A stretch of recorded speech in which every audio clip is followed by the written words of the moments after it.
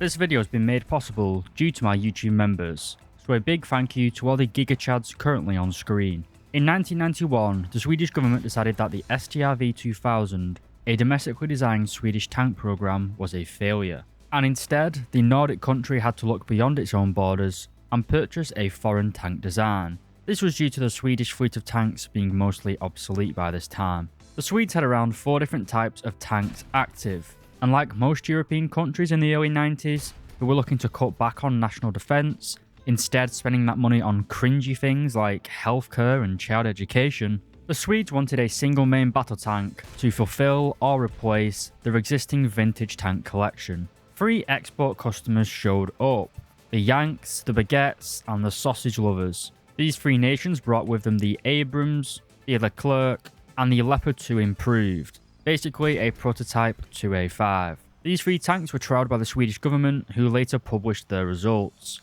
much to the disapproval of the nations involved. But the Swedish government publishing the armour layouts of these very advanced main battle tanks is what Gaijin used to model the armour of several tanks in-game. So if you're upset at the armour layout on Mer Abrams, go and voice your complaint at the local Swedish embassy. After the trials were finished, the Swedes decided that the Leopard was a superior vehicle.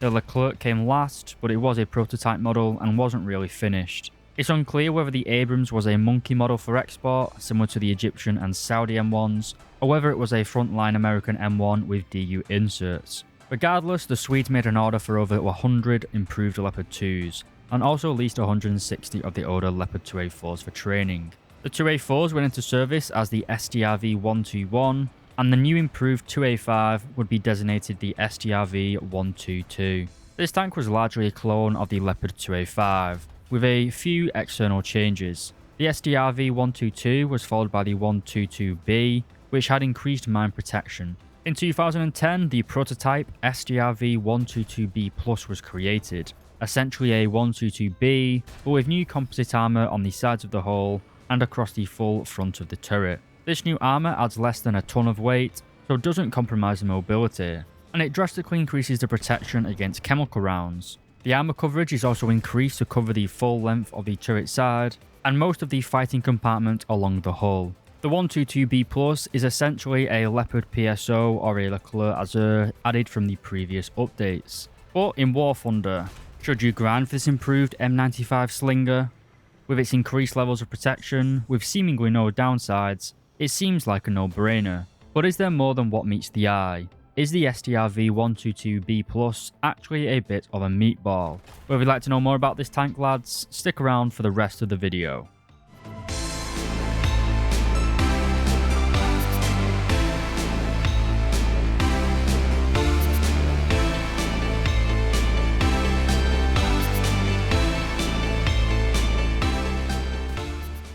Alright lads, welcome back. In War Thunder, the STRV 122B Plus, god damn that, it's getting hard to keep saying that over and over. Anyway, it's a rank 8, battle rating 11.7 medium tank, located in the Swedish tech tree. The tank of course will come fully stock, but it thankfully doesn't have a heat of S round.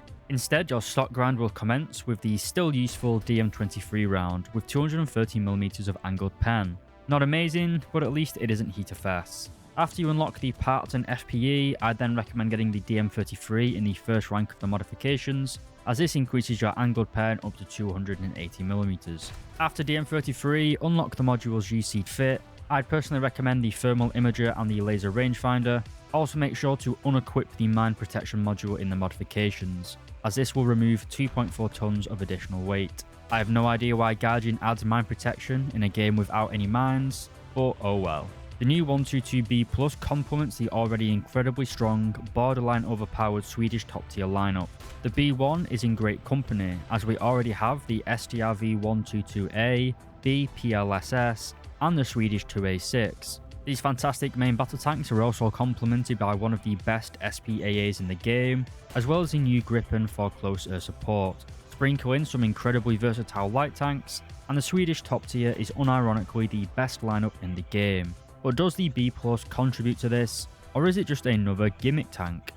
Well, the B Plus only weighs 400 kilos more than the B PLSS, so it basically has the same power to weight ratio of 23.8 horsepower per ton. For comparison, the Leopard 2A7s is 23.4 and the Leopard PSO is 24.3. So while we get some additional armor, our mobility is basically the same as any other Leopard. Combined with the fairly high top speed of 69 km/h, nice, it gives a B+ a useful amount of speed. While it isn't going to keep up with any of the early model Abrams, it isn't stuck crawling around the battlefield like a Challenger TES either. Anyway, let's start with the basics. Like every other Leopard, this tank has a crew of 4 men, and most of the ammunition will be stored next to the driver. Because of this, I'd only recommend taking 16 rounds into a match, as these rounds will be stored in the blowout compartment in the turret bustle. To aid our survivability, in the third rank of the modifications, we also get 8 smoke grenades, giving us 4 smoke grenade presses in total. If we then take a look in the X-ray viewer, we can see arguably the biggest strength of the Swedish Leopards, and that is the presence of the full tank spall liner.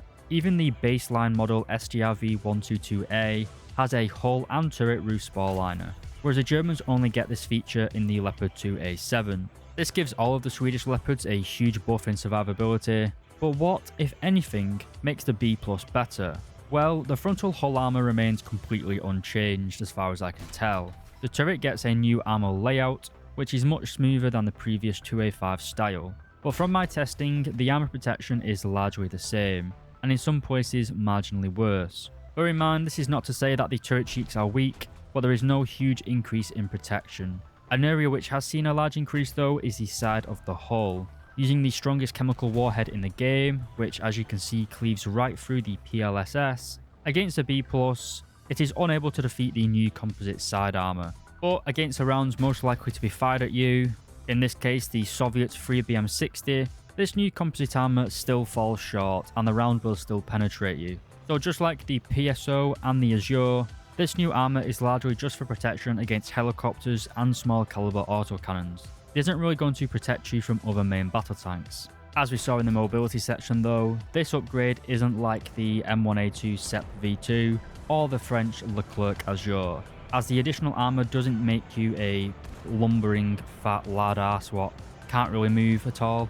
This armor scheme doesn't really add any weight to the vehicle, it's not going to slow you down, so you can still play as aggressively as any other Leopard really. So the maneuverability is decent and the survivability in my opinion excellent. What about the firepower? Well, we're still rocking the 120mm L44 cannon with 37 rounds in total. I've already mentioned that I tried to limit my ammunition carried to about 18 rounds. This still means that there is a couple of rounds stored next to the driver, but most of the ammunition is limited in the turret bustle. Compared to the Japanese, British and now American main battle tanks, the Leopards have a fairly lengthy reload speed of 6 seconds with an ace crew. While this still easily beats the Soviets and Chinese reloads, other NATO tanks with highly trained crews will likely be able to beat your reload speed.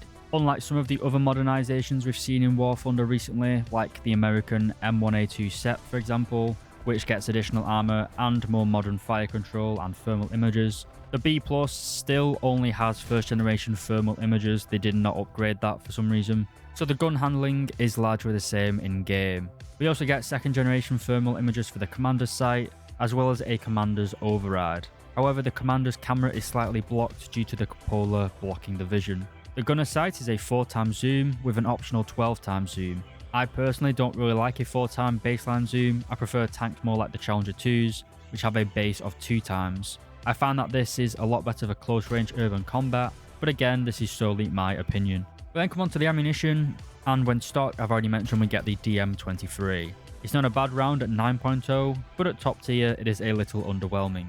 As I've previously said though, at least it isn't heater fast. In rank 1, we also get DM33, which is more than good enough for the majority of your stock grind.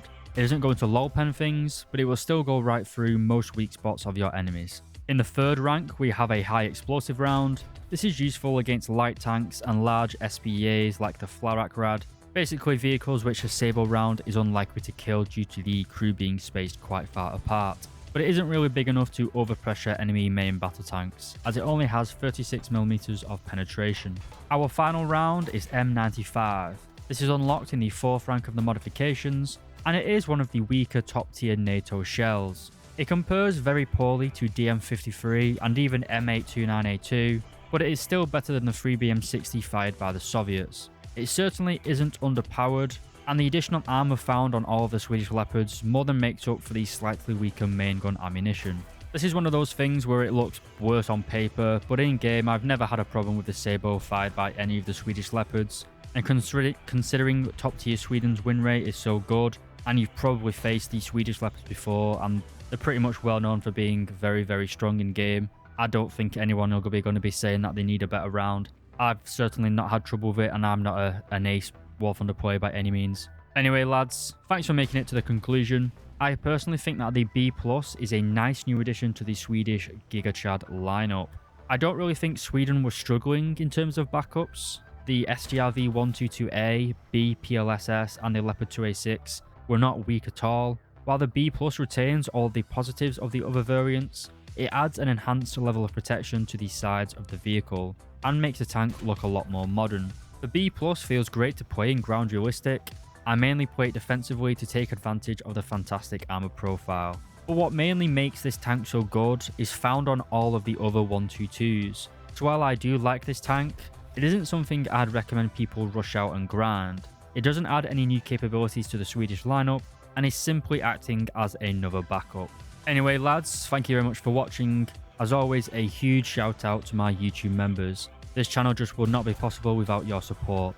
So a massive thank you to Lola Alphonse, Tans, Jaboa LX, Dr. Bob, Tomster013, RS28 Sarmat, Schlunty, Van Halen, Diogenes, Econ, and newest member, Alan Hacker. As always, another massive thank you. If you made it all the way to the end of this video, leave a comment saying Destiny loves Melina. As always lads, thanks for watching, and I'll see you in the next one.